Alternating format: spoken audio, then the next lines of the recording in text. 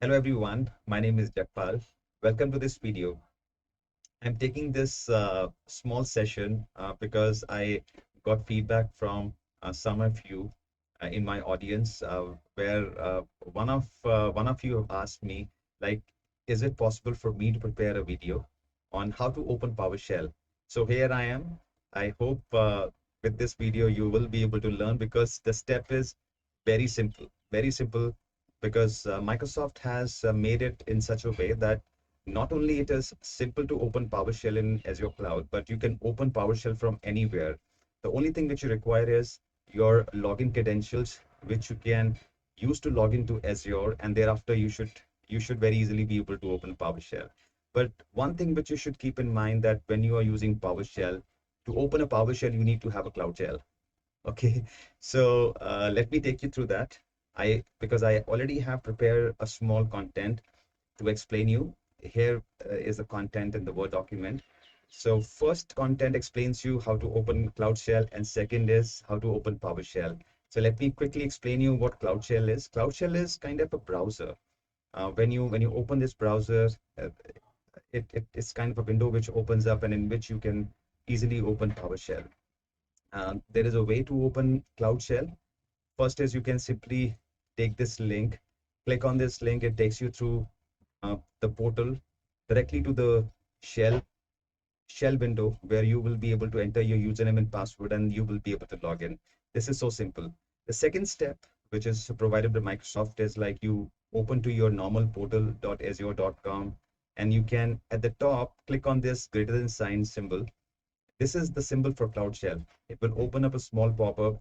In that small pop-up, you should be able to either choose Bash or PowerShell. Now, what is Bash? Bash is similar to PowerShell, but Bash is used for Linux systems, but PowerShell is used for mainly Windows system. So when you click on PowerShell, it will open up a PowerShell window. It is so simple. Now you have to ensure that when you have this window opened up, it should have PowerShell selected in the drop down.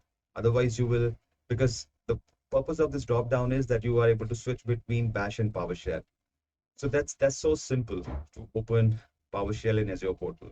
Now, one thing you have to keep in mind that when you are using PowerShell, you should also purchase a storage from Microsoft. Storage like a file storage, because when you're using PowerShell in Cloud Shell, sorry, and that too in Azure is like is on cloud.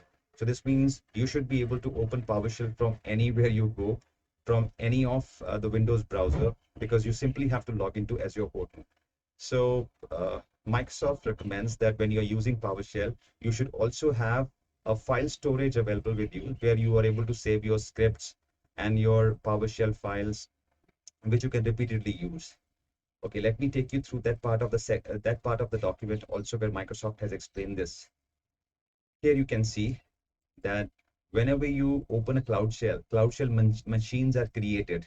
So these machines are temporary in nature because Cloud Shells run on those temporary machines.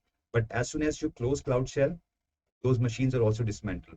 So your scripts, your file which you create with the help of PowerShell will no more be there. So it's very important that you should be able to get file storage, and that's mandatory from Microsoft as soon as you log into your PowerShell. And there is a nominal cost for it, as Microsoft has also explained the pricing. The regular storage cost apply. Okay, when you're using PowerShell. So that's a hidden cost you have when you're using PowerShell on Azure Cloud. Or else the step is very simple. If you're willing to use, let's get started now. And you can run various scripts, commands, and automate it in your own way. So let me open second link, because this link explains the same concept, but alongside it also gives you some useful scripts which you can run on PowerShell. Like when you open PowerShell, you log in, because when you open PowerShell, it automatically logins with your Azure credentials, because credentials are important for you to start PowerShell. So the simple scripts you can run afterwards, like get date, when you use this command, it gives system date. Then you can also run get azvm status. It gives you the status for your virtual machines. Like in the resource, this is the resource group name.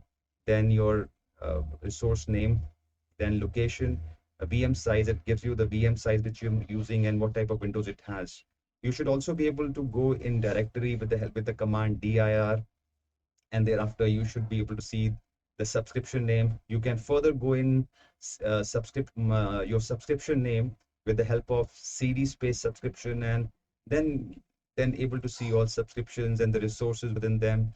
So in other words, with the help of PowerShell, you should be able to manage all your resources. It is so beautifully designed. So that's the best part I like about this.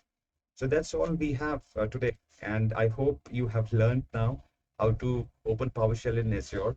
If you like this video, please give it a thumbs up and continue to give your feedback, because your feedback is extremely important for me.